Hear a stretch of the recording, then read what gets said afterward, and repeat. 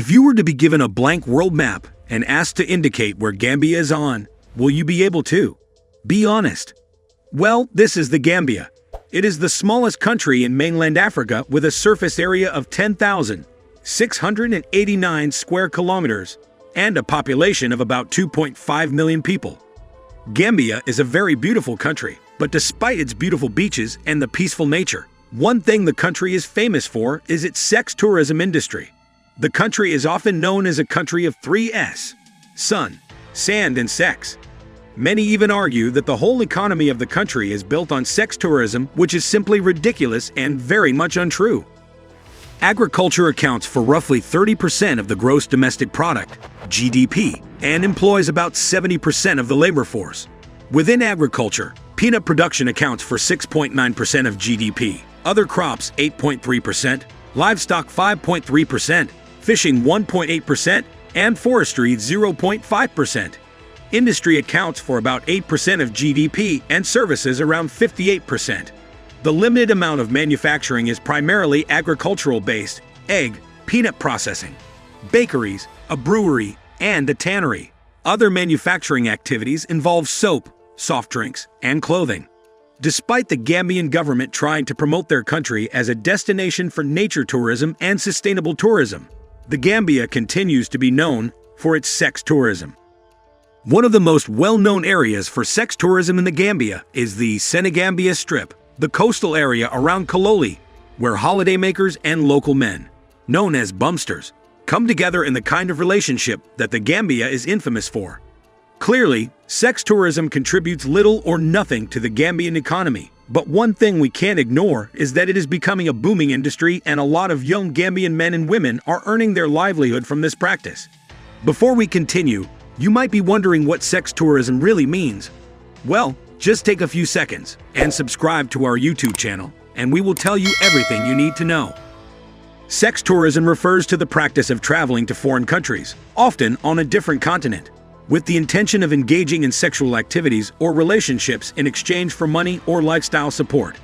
This practice predominantly operates in countries where sex work is legal or at least tolerated. The World Tourism Organization of the United Nations has acknowledged this industry is organized both within and outside the structured laws and networks created by them. The truth is, this practice happens everywhere in the world, but some popular sex tourism destinations include Brazil, Thailand, Dominican Republic, Costa Rica, Greece, Barbados, and Cuba. Sex tourism in the Gambia is mainly grounded on the cheap labor of young Gambian men who have few economic opportunities. For many men, their bodies are the main capital they possess. Therefore, men will use their bodies for consumption by usually older female tourists from the global north.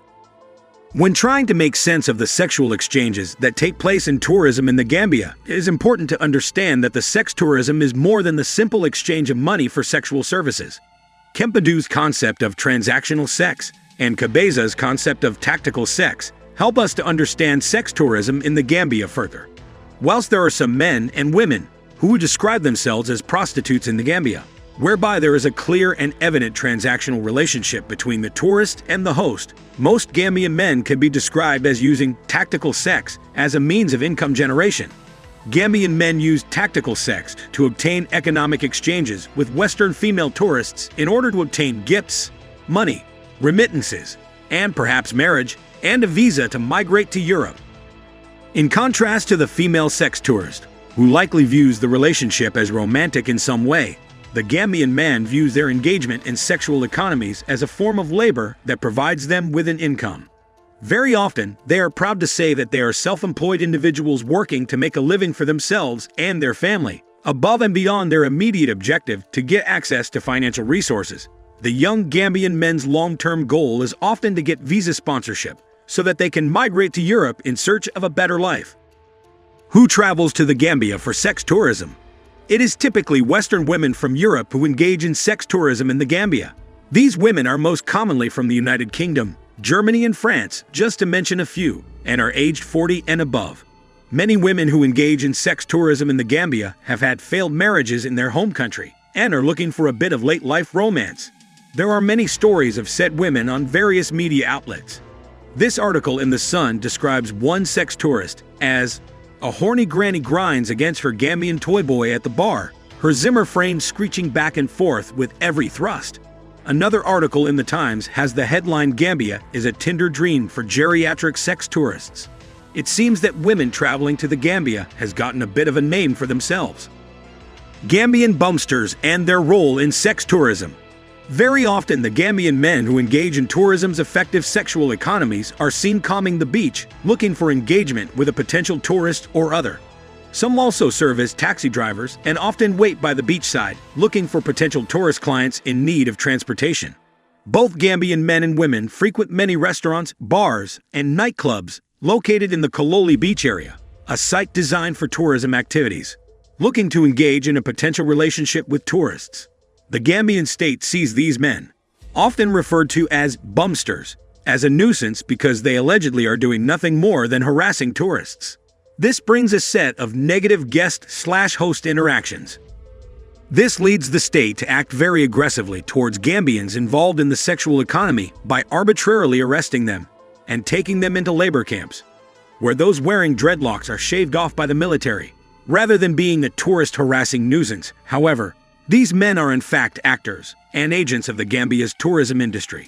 The men provide services to tourists who visit the country with a specific demand in mind.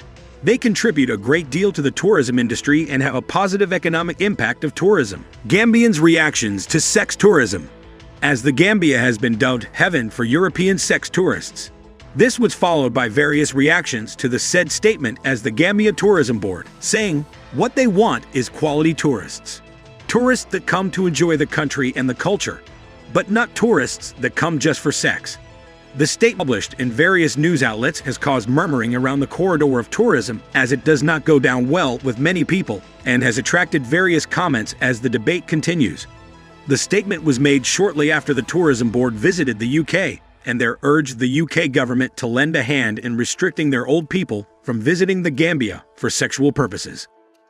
However, the board is said to be taking steps hoping to clean up the Gambia's image for a more honored one, and the board seeks to introduce laws that will mitigate the trend by allowing police officials to arrest anyone suspected of the act.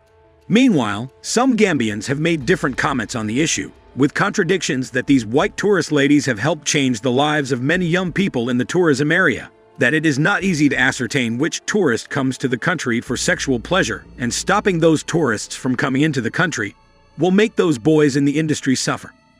Some Gambians, bombsters, said that because the country is tough from all angles, with no gain or support from the government, they have no choice but to result in what is available. Notwithstanding, better and more precise words should have been used to close the door against the old grannies, if not wanted in the country, rather than spitting on their face direct, just as the Director General of the Gambia Tourism Board did. But the debate is still open for both the Gambia Tourism Board and citizens. But one thing well noted, Destination Gambia is not a sex tourism destination. To conclude, we are in no position to tell people how to live their lives. But one thing we know for sure is that Gambia is a beautiful country with a lot to explore and amazing things to do, and is definitely one country that should be on your bucket list of countries to visit. Thanks for watching this video. Let us know your thoughts in the comments and let's continue the conversation from there. Please also subscribe to the channel and turn on notifications so you don't miss any of our